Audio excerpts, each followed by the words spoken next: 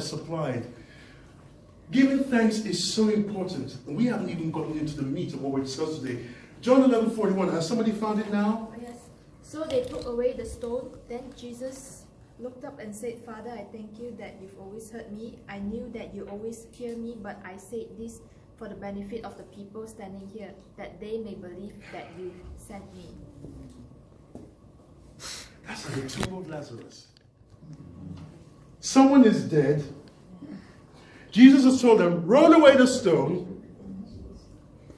The body has been there for 4 days. The stench smell is coming out. And the first thing he does, he gives thanks. And so, folks, the reason why we're focusing on this is because we're still on the series, How to Pray. 2 weeks ago, we learned about the intensity of prayer. Last week, the intensity of worship. And today, we're learning about the intensity of praise. The essence of giving thanks to God. When you are praying and you have acknowledged God, you've admired Him, you appreciate Him, isn't it? Appreciate is another thing, is another word for giving thanks. So praise, the difference between worship and praise, who can help us out? What is the difference between worship and praise? They're different schools of thoughts, all Christian thoughts, but they're different. Worship and praise. All right. Worship, praising. Giving thanks. Praise is giving thanks. And appreciation. Okay. For what God has given. For what God has given us or what God has done. Very good. Worship is honoring God. Honoring God. Very good answers. Who He is. Very good. Worship is to admire God for who He is. Praise is to appreciate God for what He has done. Worship is to admire God for who He is. Praise is to appreciate God for what He has done. Now, don't forget, worship, the English vocabulary is quite limited. And so you can have one word for so many things. The most common example is the word love, whereby, I think it's in Greek or Hebrew, love could be phileo, some different agape, and so on and so forth. But in English, love is love. You can say, I love my car. We also say, I love my wife. But that's English. So when we say worship, the definition actually goes deeper, folks, because worship is also a lifestyle. An accountant who refuses to fiddle with the figures to amplify their profit forecast of a company, that accountant, by him saying, no, I will not do this, that's him worshiping God through his career and his profession. So worship goes deeper. And that's why last week we had a slide that said worship. Worship by word, worship by song, worship by lifestyle. So, but in the context of what we're speaking about today, worship is when you admire God for who He is. Praise is when you appreciate God for what He has done. So in terms of worship, Luke chapter 17, verses 11 to 19. Please, very quickly. Luke chapter 17, verses 11 to 19. And because of time, Pastor is going to go ahead and read. I encourage you to open your Bible so that we all go together, go along. Luke chapter 17, verses 11 to 19. Now it happened while he went to Jerusalem that he passed through the midst of Samaria and Galilee. Then as he entered a certain village, there met him 10 men who were lepers, who stood afar off. And they lifted up their voices and said... Very good. They lifted up their voices, guys. Intensity kicks in. You've got 10 guys who are lepers. And based on the rule and the customs of those days, don't forget, rules are usually man-made guidelines. Don't do this, don't do that. And we can probably say a little bit of doctrine too. By doctrine, these guys are not worthy to mention the name Jesus. Why? They're considered as unclean. But like God told Peter on the rooftop at 12 noon when he was praying, do not call unclean that which I, God, have made or proclaimed as clean. And that's one thing that doctrine does. I said it last week, it sounded abrasive, but it is true. Doctrine sometimes hinders you from reaching the fullness of God. It's not that you're not reaching God, but it's not the fullness. So these 10 guys, lepers, are breaking tradition, they're breaking customs, they're breaking doctrine. Why? They said, we need our situation to change. And all the rules we've been abiding by so far have not brought change. We need iconic change. And they started to shout. Folks, if they were silent, or if their voices were low, or if the intensity was low, they may not have gotten the attention of Jesus. My dear, please continue to read. And they lifted up their voices. They lifted up their And voices. said, Jesus, Master, Ooh, I have love mercy that. on us. Look at that. Last week, what did Bartimaeus say? Who remembers? Last week, what did Bartimaeus say? Son of God, have mercy upon me. No, not Son of God, no. Thank you, Son of David. Jesus, thou Son of David. Now look at what these lepers, I don't even want to call them lepers, they're brothers. Look at what they're doing, these 10 brothers, look at what they're doing. They say everybody calls him Jesus, but last week, one definition of success that we admired is that success is the outcome of doing that which is common, uncommonly well. Rather than just calling him Jesus and everybody around him is calling him Jesus, why don't we go a step further? We consider ourselves to be his disciples. If there's a disciple, there's certainly a master. Let's call him Master. Let's call him an unusual name. Everybody, up to that time, everybody else calls him Rabbi. Some would say Rabboni. Some would say Jesus. They said, no, let's call him Master. Why would they call him Master? Oh, thank God. John chapter 8, verse 31. John chapter 8, verse 31 says, if you hold on to my teachings, then you are truly my disciples. Folks, not every church goer is a disciple. Not everybody who has confessed Romans chapter 10, verse 9 is a disciple. Holding on to the teachings of Jesus, even though he's not around, holding on, no, I'm going to continue doing this. Whether he blesses me or not, I'm going to continue doing this. Even though he's gone back to be with the Father, I'm still going to continue. I hold on to the teachings. John chapter 8, verse 31 says, those who do that, they are disciples. Then they shall know the truth, and the truth shall set them free. That's why when people say, Pastor, how come we don't talk about membership? We're not interested in membership, we're interested in discipleship. You don't need to be a member to make heaven, but you need to be a disciple. Holding on to the teachings of the Master. They said, Jesus, Master. What's the next verse? Next line, have mercy on us, isn't it? And what does the next verse say? So when he saw them, What? he said to them, go show yourselves to the priest. And so it was that as they went, they were cleansed. And one of them, when he saw that he was healed, returned and with a loud voice glorified God. One moment, my dear. Thank you. Just pause for a moment. Do you notice that one thing that happened with Bartimaeus? After he increased the intensity and got the attention of Jesus, Jesus said, what do you want me to do for you? I want him to see. And what did Jesus say? Go. Your faith has healed you. Go.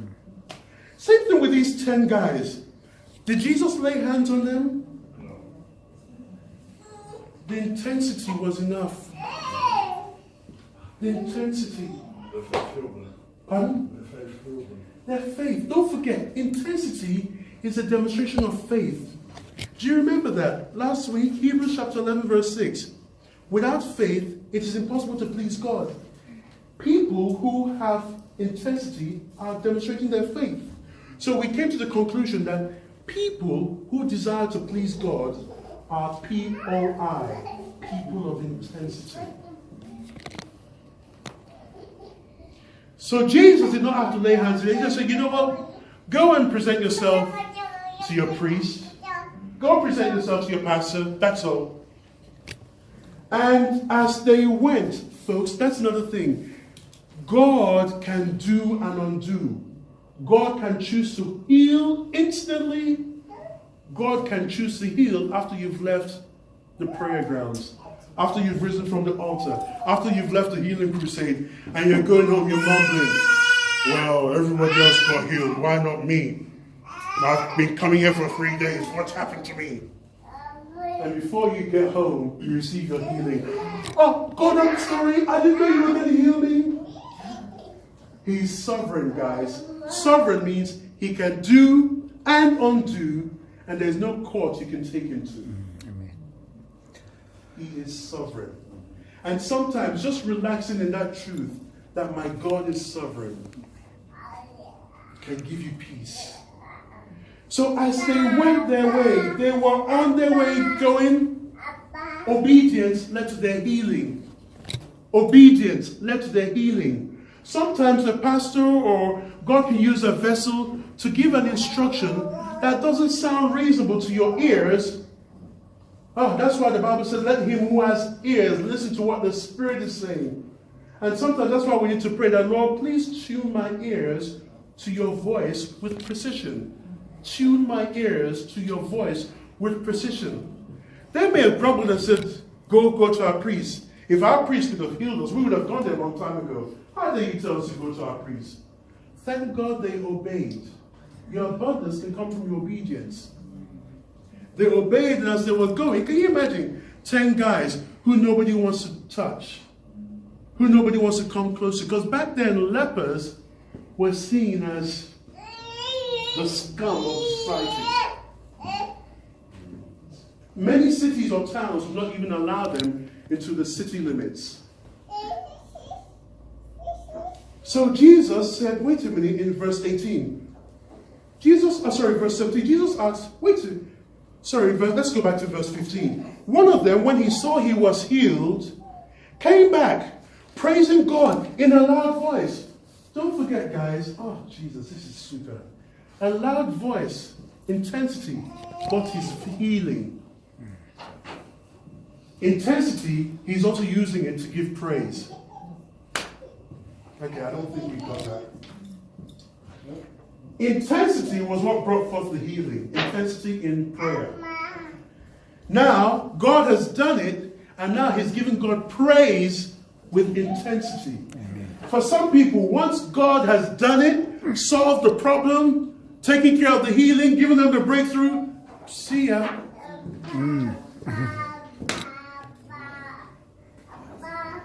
How do we know that this guy was given praise or given thanks with intensity? Verse 15. One of them, when he saw he was healed, thank you, you're right, Carl, he came back praising God in a loud voice. Intensity in prayer, intensity in worship, now intensity in praise. Look at what he did in verse 16. Do you remember what happened with Bartimaeus? When Jesus said, let him come, Bartimaeus took his coat and threw it away. Look at what this guy is doing now. A full-grown man. He throws himself at Jesus. Look at my Bible says it. I hope your Bible says the same thing. He threw himself at Jesus' feet. He didn't even care about getting hurt. The intensity was powerful. He fell to the ground. And he thanked Jesus for what God had done. And then the Bible says, oh, by the way, folks, he was a Samaritan. I love the way my Bible puts it. Puts a hyphen. And he was a Samaritan. Why? Samaritans were not supposed to mix with Jews. Do you see how, oh Jesus, somebody may label me as a rebellious preacher, but that's fine. Do you see how breaking ranks with tradition and custom and doctrine is bringing forth breakthrough? When the trumpet sounds, ladies and gentlemen, heaven will not admit you into heaven based on your denomination or your labels. In John chapter 4, the Samaritan woman at the well, the woman said, hey, Jesus, before you go any further, do you know we're not supposed to be talking? But tradition broke forth, and that day, that lady's career changed from a water fetcher to an evangelist. Break your ranks with tradition, customs, and doctrine. We're going to pause here for today because of time. Folks, we have deeper to go, because great treasures can never be found in shallow waters. Look at what Jesus said in verse 17. Jesus said, wait a minute. Wait a minute. Were there not 10 people that were... What? It was 10 people that were healed. Where are the other 9? Where are they? Verse 18. Was no one found? Jesus is asking, didn't anybody return to give praise to God except for this foreigner? Except this least of these? Then Jesus said to him, you know what? Since you understand the power of praise, P-O-P, and since you understand the essence of giving thanks, you know what? Rise. Go. Your faith has made you whole. Amen. Some Bibles will say, well, folks, being healed is not the same as being made whole. Hey. The sickness, the disease, the ailment gets taken care of, but other aspects of your life remain the same old way. No, that's not wholesome.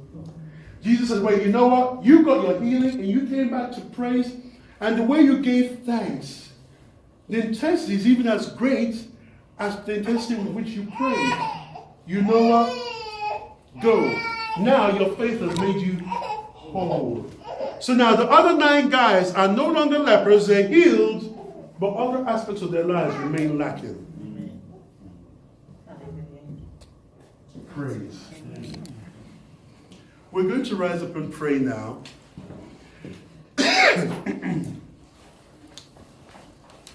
It can continue. By the grace of God, in November, we're going to start a series called Bedroom Worship. Don't worry, you won't have to travel down here. Just from your homes, you can just log on YouTube and watch live worship wherever you are, whether it's Hampstead, whether it's Handsworth, Perry Bar, Great Bar, City Center, and we can worship God together. Intense worship, live. Yeah, that's why it's called Bedroom Worship. You don't need to put on fancy clothes, just in your pajamas. Worship that will transform your bed to a sanctuary and your pillow to an altar. Bedroom worship. Let's rise to our feet and praise. Can you snap your fingers like this? Timing. There you go. All right. Only you will I praise. Only you will I praise. I have no other God. Only you will I praise. Only you will I praise. I have no other God. You're doing very well. Oh, come on. All right. No, only you will I. Now you confuse me. All right, let's try it again. Only you will I praise. Only you will I praise. I have no other God. Only you will I praise. Only you will I praise. I have no other time. Only you will I praise. Only you will I praise. I have no other God. If God has been good to you, please lift up your hands and begin to thank Him. Thank Him for the hands you have. Thank Him for the voice you have.